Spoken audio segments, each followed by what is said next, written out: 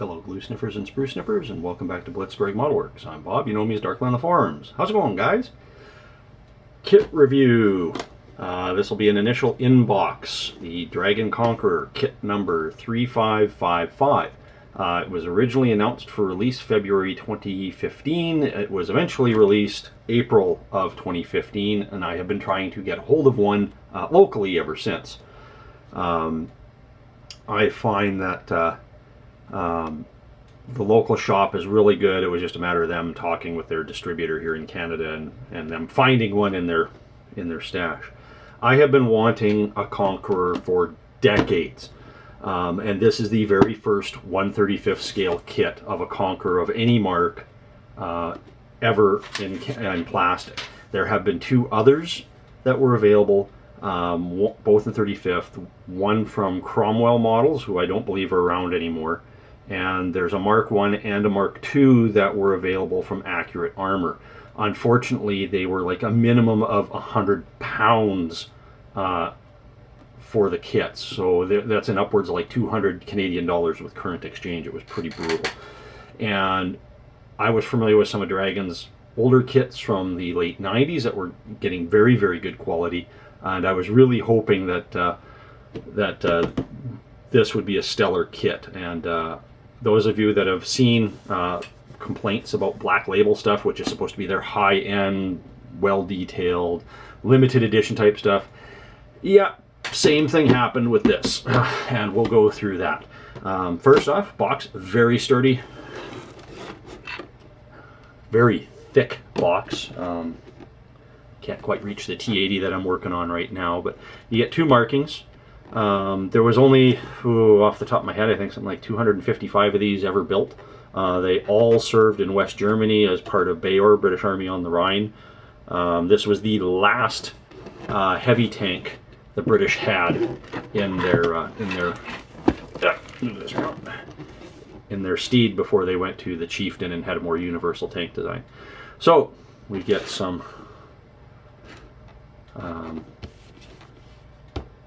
DS tracks. They're actually really, really nice, except that each side comes in 4 pieces. We'll look at that later. A nice DS mantlet cover. One-piece slide molded lower hull, slide molded turret. Nice turret basket. It's overscale, but it's nice. One-piece L1 20mm gun. That is a total lie. There is no one-piece gun in here. It is a two-piece gun, and it is wrong. We'll go over that. But most of it, I mean, you know, at the end of the day, I've seen some of these built, and like I said, at the end of the day, it looks like a Conqueror when you're done. So, this thing is actually way sturdier than most of their other boxes. Packed full of parts. I haven't opened anything yet. So we have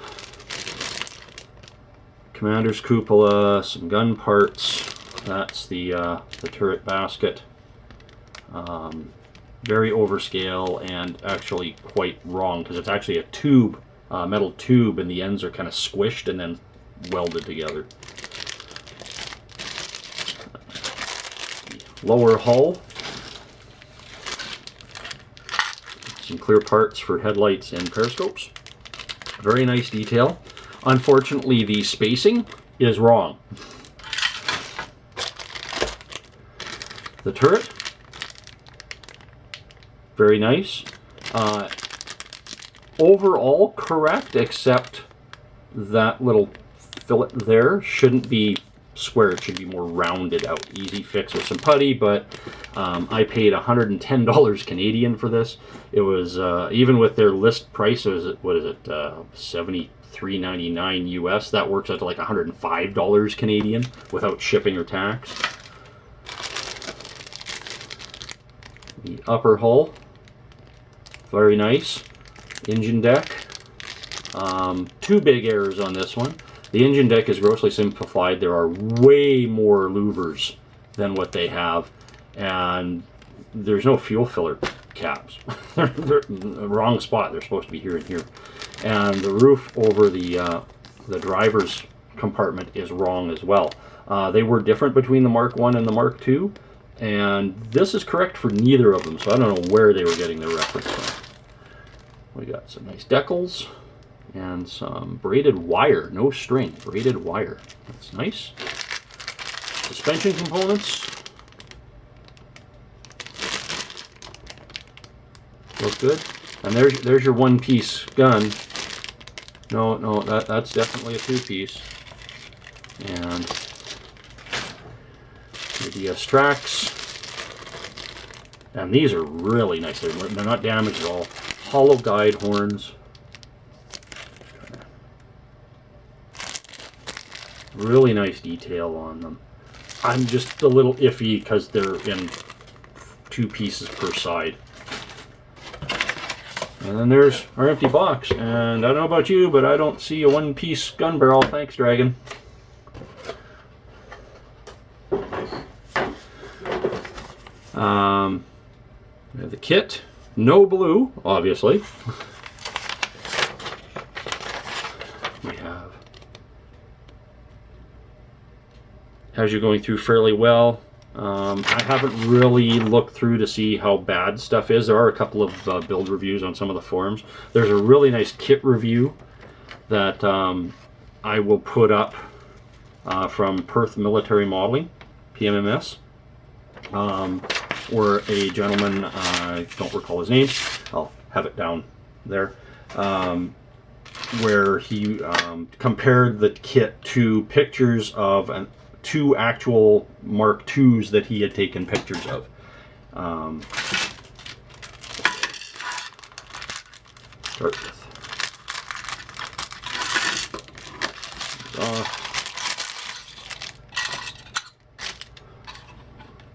overhaul. Really nice. Just a slight subtle, a little flashy, kind of not something I would expect to see on a brand new kit, never mind a $110 brand new kit. Tie downs molded on, kind of on the heavy side, but not too bad. Clear parts. Typical. No air bubbles. No shrinkage. So that's good. Go to the turret.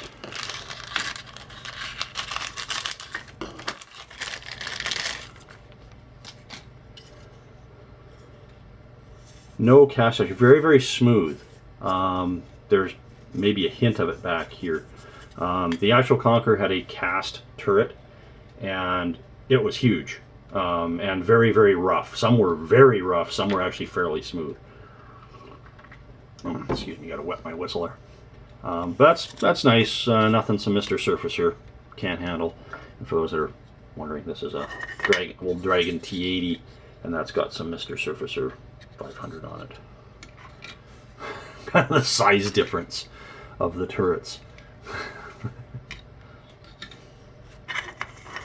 That's nice. Next we'll do upper hull.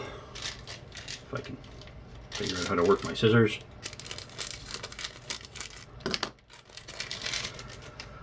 So this is where most of the work is going to be for me. Is nicely slide molded, by the way. Is correcting this. It's wrong.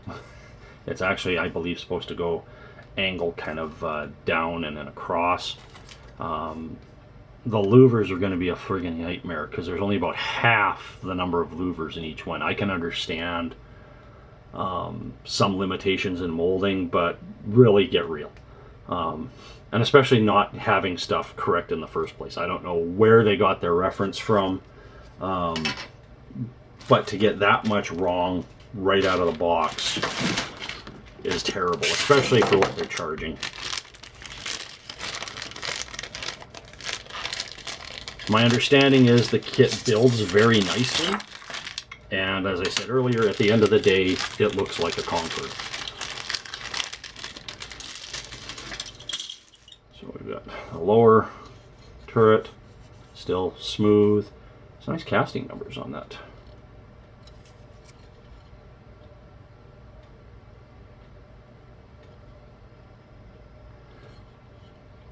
1958. So these were in service from 55 to 66. There's a few in museums. There's a couple, I think, in collections, private collections. Now, the toolboxes are actually, the clasping is very nicely done. Where are we here? And they've got rivets all the way around. The rivets are way over scale, but still not, you know, it's better than not having them at all. The hinges are okay. They are supposed to be flat.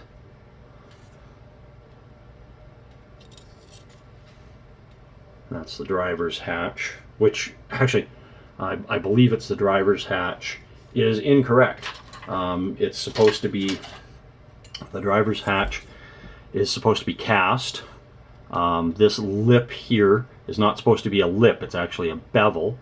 There should be a bunch of casting numbers there. These are actually, these two latches are in the wrong place. There is supposed to be a big hex nut right here. That's the attachment point for the pivot. And it's actually supposed to be squared off right about here because there's a vision port there and it was back too far, so they just squared it off instead of making it rounded and work. So I have joined the league of those who are disappointed and disillusioned with Dragon and the Black Label. I know there's a gentleman in Calgary, south of here, that's doing an M103, and the joke seems to be that he's taken the Black Label 103 and he's converting it into an M103. So very nice molding, very nice molding on the wheels.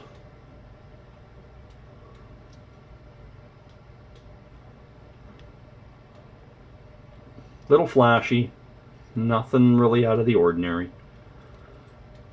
So you get two of those, you actually get four of those, and then you get the massive drive sprockets. The gun. Now the gun is wrong, it's the wrong length, I believe it's too short, and each individual piece is actually not correct. They're all the wrong sizes. And currently nobody makes a replacement. It would be relatively easy to build the fume extractor in the main barrel. Doing this tapered part's a bit more of a pain. And wow, they actually molded, where are we here? The headlight guard as a unit. Unfortunately, this one's a little twisted. Easy to fix, but... And we get two of those.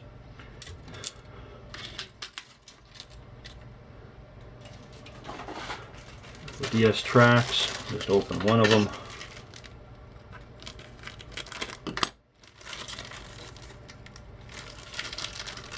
Get it in there. Nice rubbery track, like I said. Beautiful detail. There are no cleats, there's a few cut off pieces there. I just found out today, literally about 10 minutes before I started filming this, that Fruil model is actually making metal track links for this thing.